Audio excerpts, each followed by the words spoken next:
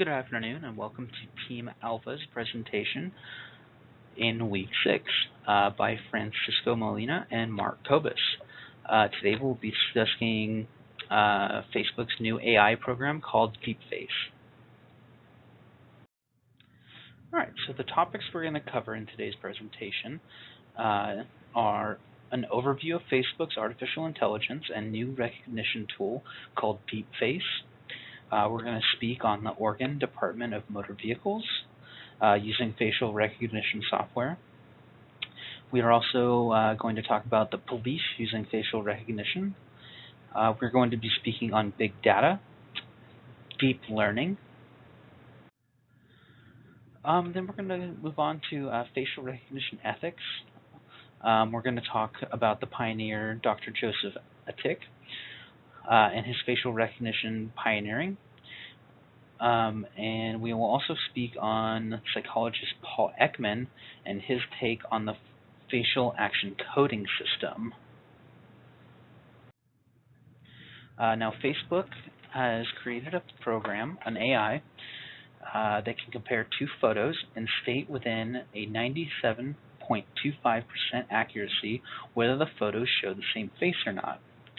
Now, the human brain can accurately determine the same feature at 97.53%, which is pretty impressive. This means that Facebook's AI is operating at near human level, and it's just very, very well done on their part.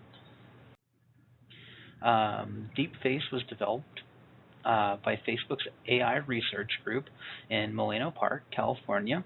And it's based on an advanced deep learning neural network. Deep learning looks at a huge body of data, including human faces, and tries to develop a high-level abstraction of the human face by looking for recurring patterns.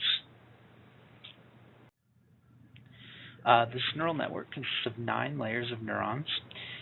It is created with 120 million connections or synapses between those neurons using 4 million different photos of faces. Once the learning process is complete, every image fed into the system passes through these synapses in a different and unique way, producing a fingerprint among the layers of neurons. For example, a neuron might ask whether a particular face has a heavy brow. If so, one synapse will be followed, if not another, much like an if-then statement, or like you would get in programming.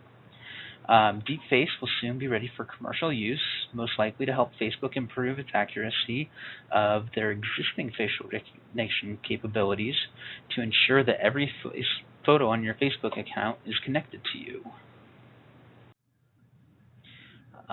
The Oregon Department of Motor Vehicles already uses facial recognition software to ensure that driver's license, instruction permits, and ID cards are not issued under false names.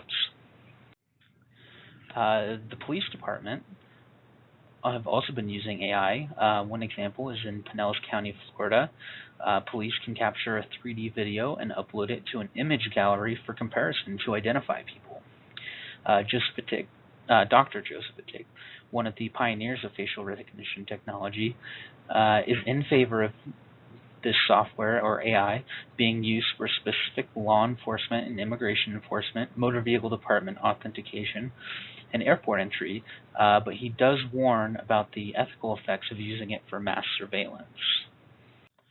Now, Facebook's AI DeepFace is extremely complex and has numerous applications for both government and private use. Two things have really contributed to Facebook's ability to do this. The first one is big data. Now, big data are large sets of data that are analyzed to reveal patterns relating to human behavior. It has allowed companies like Facebook to take advantage of having these data and being able to utilize them to help in the creation of DeepFace. If big data did not exist, we probably wouldn't have this Facebook program. The next item that is extremely helpful to this process of creating deepfakes is called deep learning. And this utilizes the amount of computing power that we now have to use big data efficiently. Essentially, it is a broader family of machine learning that does not rely on task-specific algorithms.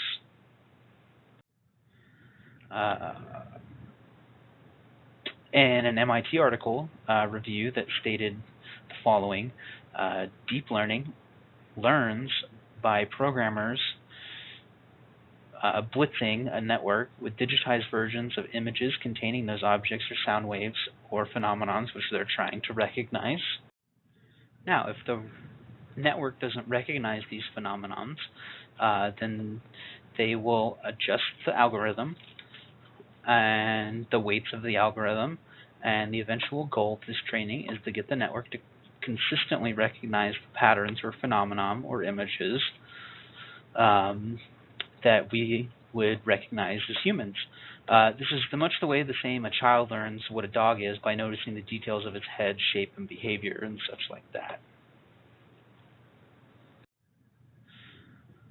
Now let's get into the ethics of this. We believe that if Facebook keeps this to themselves and uses it for facial recognition and tagging people in photos, we do not believe that this is unethical. It is, however, when they start using this for advertising and reading people's microexpressions, which we'll get into a little bit a couple slides from now. And this is the way people react to different stimuli that this becomes unethical. A microexpression is defined as a facial expression that occur within 1/25th of a second. Now let's talk about Dr. Joseph Jayatic, one of the pioneers of facial recognition technology. As we stated earlier, he's very for using this for law enforcement, immigration, and motor vehicle department and airport entry. He's actually been encouraging companies to adopt policies that safeguard the retention and reuse of facial data, stipulating that it cannot be matched, shared, or sold without permission, as this would be highly unethical. Facial analysis has also progressed beyond scrutinizing static features. Frame-by-frame analysis can isolate involuntary millisecond-long expressions. We spoke earlier of this microexpressions, revealing private sentiments. Although these insights can drive product endeavors, they are fraught with privacy implications. Do you really want people to know your hidden feelings by reading your face for 1/25th of a second? It could be considered highly unethical. Now let's get into the psychologist, Paul Ekman, who was really one of the fathers of microexpressions. And he found out that when people are attempting to suppress an emotion, and he devised the facial action coding system, which consists of 43 facial muscles that control 7 primary expressions. They are happiness, sadness, fear, anger, disgust, contempt, and surprise.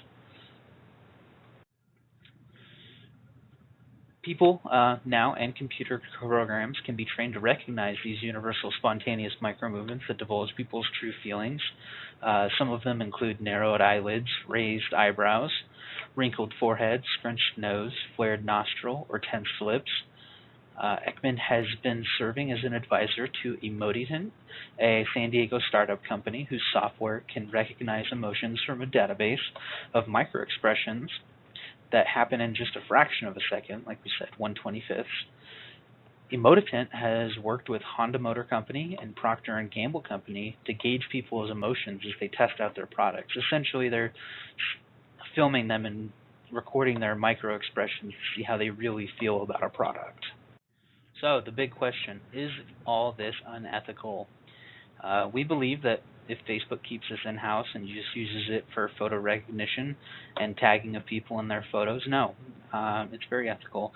They're a private company. They design this for themselves, and if they keep it in-house, then there should be no problem. Another question, though, is who would have the authority to use it? Could the federal government come in and say we need to confiscate this product and use it for mass surveillance, which is the next point? It could be used for mass surveillance, which would also be highly unethical. And does Facebook need to ask your permission to use your likeness? We believe, yes, you should be able to know that your face is being out there and being recognized and used. This picture here shows Sylvester Stallone, and it shows how deepface tracks and marks and maps your face and creates 3D and polygonal rendering. And the actual last picture, H, is how they can even take someone looking away from the camera and still be able to recognize their face. It's actually pretty neat. I want to thank you all for listening. If you have any questions, comments, or concerns, please comment and post them in the discussion boards, and we'll be happy to answer them. Thank you so much.